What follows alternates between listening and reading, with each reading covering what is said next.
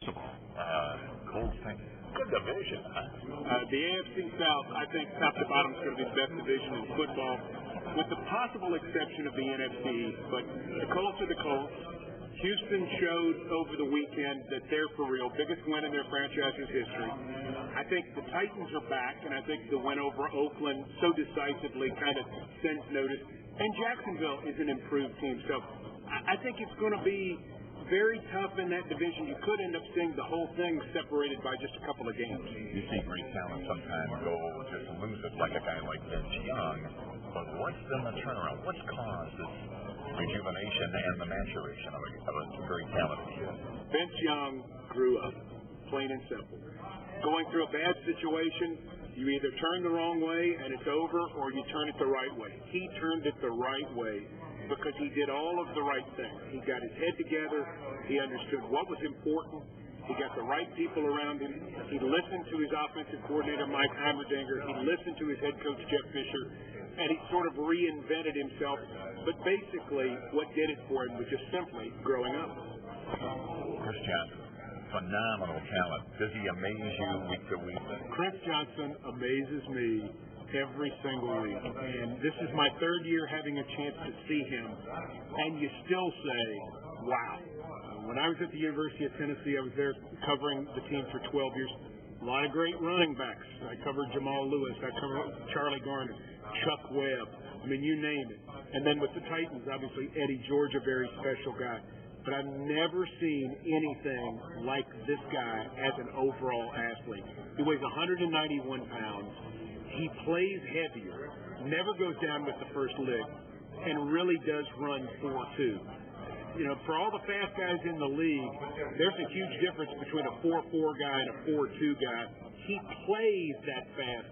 It's not just a stopwatch time. If there was one quality, one gift that he has that makes him unique, what is it? Or he's got a lot of it, but is there one gift? Chris Johnson has two amazing gifts as a football player. First of all, he can cut at full speed, which with his speed is amazing.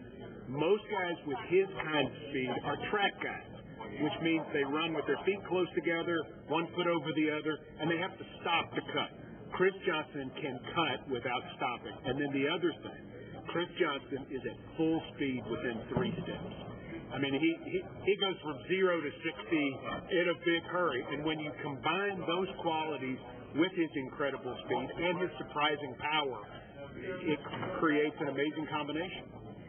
The other thing I wanted to hit on was, first of all, the difference maybe yesterday was the call in Chicago.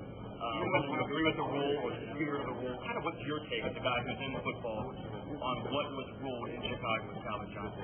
The rule on the Calvin Johnson play is absolutely according to the rule book, and that is you must complete the catch. And the bottom line is they say in any review, the first thing they have to have is that you have to finish the play in possession of the football.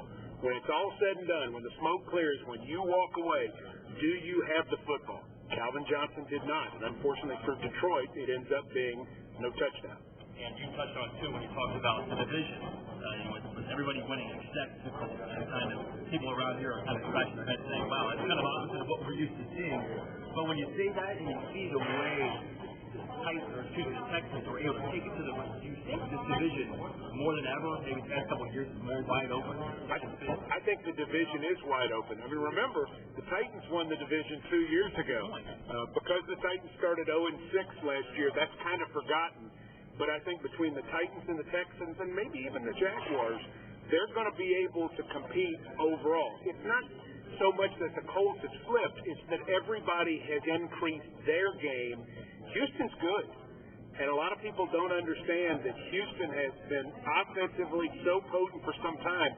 Now they can run the football, as Arian Foster proved, and they can play better defense, so they have a real chance. I will say this. The win for Houston is huge. The loss for Indianapolis is not crushing. And that's the key. It was a much more important game for the Texans playing at home than it was for the Colts. For the Texans, it was almost a Super Bowl type of scenario. For the Colts, it was another regular season game. They'll bounce back. They'll be in the middle of it when it's all said and done. T.O. and Ocho Cinco. It creates all kinds of wonderful press. Is it, but for a team, knowing a team as well as you do, can it be a major distraction? It can be a major distraction, but I think Cincinnati is used to what Ocho Cinco does. He's crazy all the time. It's happening all the time. I don't think adding another piece of that puzzle adds much more to him because in the whole scheme, Ocho Cinco's the lead guy and really T.O.'s number two. I don't think it's going to be that big a deal. I think the big deal on Sunday was the fact that Cincinnati couldn't stop Tom Brady.